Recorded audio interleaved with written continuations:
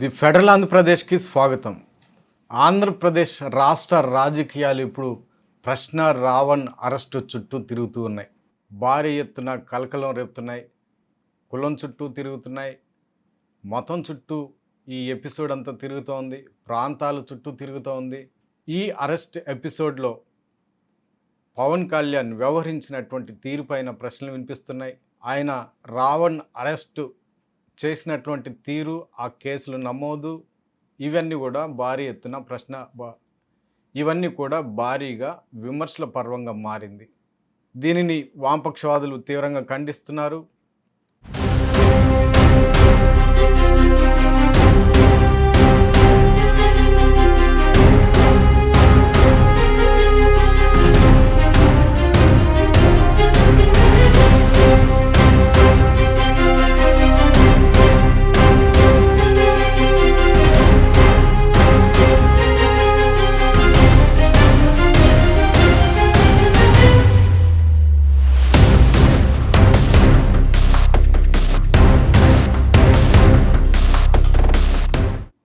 మానవతావాదులు, లాయర్లు, విశ్లేషకులు, మేధావులు అందరూ భారీగా ఖండిస్తున్నారు. అక్రమ అరెస్టు చేశారు ప్రశ్న రావణ్ణి అని వాళ్ళు నిలదీస్తున్నారు. మరి ముఖ్యంగా సిపిఎం నుంచి వి శ్రీనివాసులరావు ఖండించారు. సిపిఐ నుంచి రామకృష్ణ గారు, నారాయణ గారు ఖండించారు. వామపక్ష విద్యార్థి సంఘాలు ఖండించాయి. ఎస్ఎఫ్ఐ ఖండించింది, డివైఎఫ్ఐ ఖండించింది. ఇట్లా అనేక రంగాలకు అనేక రాజకీయ పార్టీలు అందరూ మెజారిటీ ప్రజలంతా దీన్ని ఖండిస్తూ వస్తున్నారు. వైసీపీ కూడా ఖండించింది.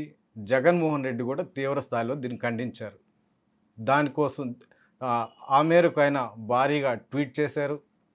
ప్రశ్న రావణ్ణి అరెస్ట్ చేయడం దుర్మార్గము, ఇది ప్రజాస్వామ్య విరుద్ధం, ప్రశ్నించినందుకే అరెస్ట్ చేయడం ఏంటి అని ఆయన తీవ్ర స్థాయిలో దీన్ని ఖండించారు.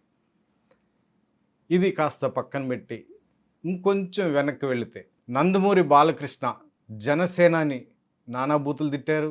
సంకరజాతి అని ఆయన భయంకరమైనటువంటి పదజాలంతో దూషించారు. ఇటీవల కేసీఆర్, తెలంగాణ మాజీ ముఖ్యమంత్రి కేసీఆర్ కూడా పవన్ కళ్యాణ్ని భారీగానే తిట్లు తిట్టారు. అంతకుముందు పేర్ని నాని, రోజా, ఇట్లా అనేక మంది రాజకీయ నాయకులు చాలామంది భారీగానే తిట్టారు. ఈ అంశాలు వీళ్ళతో పాటు ఎన్నికలకు ముందు ఇంకాస్త వెనక్కి వెళ్ళినట్టయితే నారా చంద్రబాబు నాయుడు తిట్టారు, నారా లోకేష్ తిట్టారు. నారా లోకేష్ అయితే పవన్ కళ్యాణ్ తల్లి గురించి కూడా ప్రస్తావన చేశారు. మరి ఇంత భారీగా విమర్శలు పవన్ కళ్యాణ్ మీద, ఆయన తల్లి మీద వచ్చినప్పుడు వాళ్ళ మీద కేసులు ఎందుకు పెట్టలేదు అన్నది ఇక్కడ కీలకమైనటువంటి ప్రశ్న మారింది.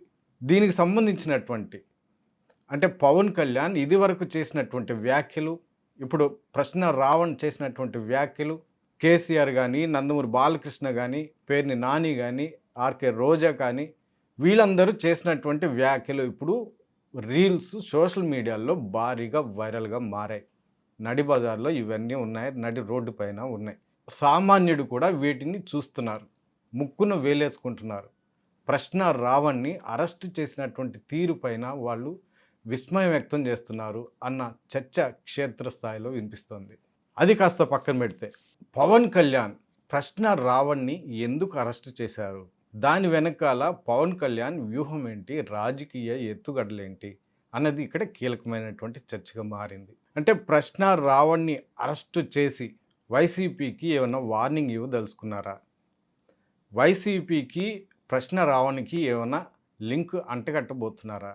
మరోసారి ఆంధ్రప్రదేశ్లో ప్రశ్న రావణ్ణి అరెస్టు చేసిన నేపథ్యంలో మత రాజకీయాలకి తెరతీశారా?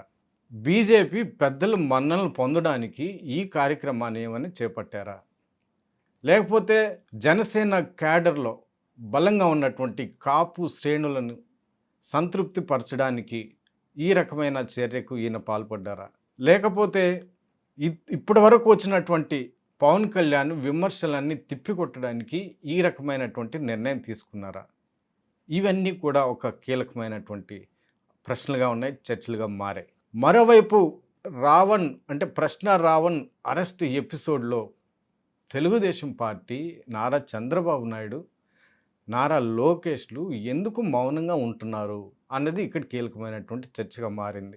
ప్రశ్న రావణ్ అరెస్ట్ ఎపిసోడ్‌లో పవన్ కళ్యాణ్‌ని రంగంలోకి దింపడం, సోషల్ మీడియాకు సంబంధించినటువంటి ఆంక్షలు విధించే కార్యక్రమాన్ని ఆయన చేత ప్రజలకు వెల్లడింపు చేయడం, చంద్రబాబు గానీ, నారా లోకేష్ గానీ, ఆ పార్టీకి చెందినటువంటి కీలకమైనటువంటి మంత్రులు, ఎమ్మెల్యేలు, ఎంపీలు వీళ్ళందరూ కూడా దీని మీద నోరెత్తకపోవడం, పార్టీ నాయకుల చేత కేవలం పార్టీలో ఉన్నటువంటి కొంతమంది నాయకుల చేత ఈ అంశాన్ని ప్రస్తావింపచేయడం, మతం మీద మాట్లాడుతూ మత విద్వేషాలు రెచ్చగొట్టే విధంగా ప్రశ్న రావణ్ మాట్లాడుతున్నారు అన్న అంశాలని ఆయన తెరపైకి తీసుకొచ్చే ప్రయత్నం చేయడం, ప్రశ్న రావణ్‌ని వైసీపీకి అంటగట్టే ప్రయత్నం చేయడం, వైసీపీ ప్రోద్బలం వల్లే ప్రశ్న రావణ్ ఇట్లాంటి కార్యక్రమాలు చేస్తూ వచ్చారు, ఆయన వెనకాల వైసీపీ ఉంది అన్న చెప్పే ప్రయత్నం చేయడం, ఇవన్నీ పార్టీ నాయకులతో చెప్పిస్తున్నారు కానీ ముఖ్యమంత్రి నారా చంద్రబాబు నాయుడు కానీ, కీలకంగా వ్యవహరిస్తున్నటువంటి నారా లోకేష్ కానీ, మంత్రులు వీళ్ళంతా ఎందుకు మౌనంగా ఉన్నారు అన్నది ఇక్కడ కీలకమైనటువంటి చర్చ. అంటే ప్రశ్న రావణ్ అరెస్ట్ ఎపిసోడ్‌తో ఒకవేళ ఏదైనా క్రెడిట్ వస్తే అది కూటమి ప్రభుత్వానికి, చంద్రబాబుకి, నారా లోకేష్‌కి తీసుకోవడానికి ఈ ఎత్తుగడలేస్తున్నారా? లేకపోతే ఒకవేళ బ్యాడ్ ఏదైనా వస్తే, విమర్శలు ఏదైనా వస్తే, నష్టం ఏదైనా వస్తే అది పవన్ కళ్యాణ్‌కి, జనసేనకి అంటగట్టే ప్రయత్నం ఏమైనా చేస్తున్నారా? ఈ రకమైన చర్చలు కూడా ఇప్పుడు కీలకంగా మారాయి. మరోవైపు ప్రశ్న రావణ్‌ని వైసీపీ ఆ పార్టీ నాయకులు తీవ్రంగా ఖండిస్తున్నారు. మాజీ ముఖ్యమంత్రి జగన్మోహన్ రెడ్డి ఇప్పటికే ఖండించారు. మొత్తం మీద ప్రశ్న రావణ్‌ని అరెస్ట్ అన్నది అప్రజాస్వామికం. ఇది కావాలనే కక్షపూరితంగా ఇలా వ్యవహరించారు. ఇది ప్రశ్నిస్తే ఇలాంటి కేసులు పెట్టడం ఏంటి? ఉగ్రవాదులకి పెట్టేటువంటి కేసులు ఒక సామాన్య యూట్యూబర్ మీద పెట్టడం ఏంటి? ఉపా లాంటి భయంకరమైనటువంటి కేసులు ఇలా బనాయించడం ఏంటి? అని వైసీపీ అయితే బలంగానే విమర్శిస్తోంది. మొత్తం మీద ఈ ఈ ఈ ఈ ఈ 3 పార్టీల మధ్య రావణ్ అరెస్ట్ ఎపిసోడ్ అయితే ఒక ట్రయాంగిల్ పొలిటికల్ ఎపిసోడ్‌లాగా మారింది అన్న కీలకమైనటువంటి చర్చ. మరోవైపు బీజేపీ దీని గురించి అట్లాంటి ప్రస్తావన చేయడం లేదు. పైనుంచి అంతా సినిమా చూస్తున్నట్టు చూస్తూ ఉంది. కేంద్ర ప్రభుత్వ పెద్దల సూచనలు, ఆదేశాల మేరకే ఇలా ఏమైనా చేశారా పవన్ కళ్యాణ్ అన్నది కూడా ఇక్కడ కీలకమైనటువంటి చర్చగా ఉంది. ఇటీవల గత కొంతకాలంగా పవన్ కళ్యాణ్ నేనే గనుక హోంమంత్రినైతే అని అనేక మార్లు ప్రస్తావిస్తూ వస్తున్నారు. కూటమి ప్రభుత్వం డిఫెన్స్లో పడింది అనుకున్న ప్రతిసారి పవన్ కళ్యాణ్ తెరపైకి వచ్చి ఈ వ్యాఖ్యలు చేస్తూ ఒక చర్చకు తెరలేపుతూ వస్తున్నారు. ఈ నేపథ్యంలో పవన్ కళ్యాణ్ ఏమైనా అనాధికారికంగా హోంమంత్రిత్వ శాఖని తీసుకున్నారా? ఆయన చేతుల్లోకి తీసుకొని ఈ వ్యవహారం అంతా చక్కబెట్టే ప్రయత్నం చేస్తున్నారా అన్నది కూడా కీలకమైనటువంటి చర్చ.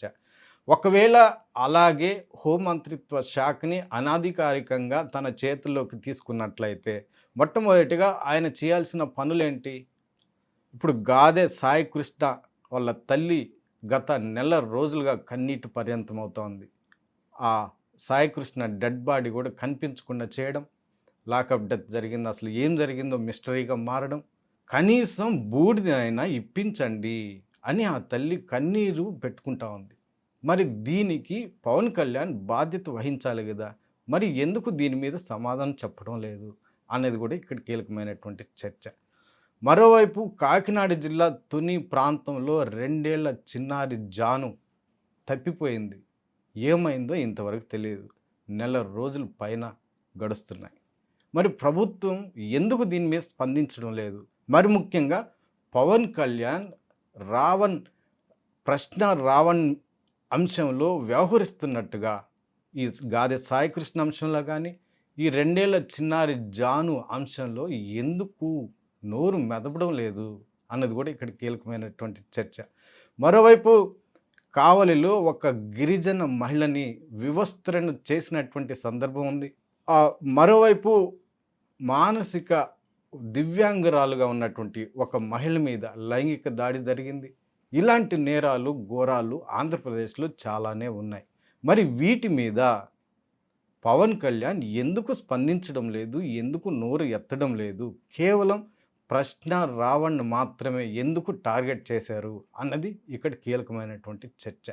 అధికారంలోకొస్తే సుగాలి ప్రీతి కేసుని ఎలాగైనా పరిష్కరిస్తాము, న్యాయం చేస్తామని పవన్ కళ్యాణ్ చెప్పారు.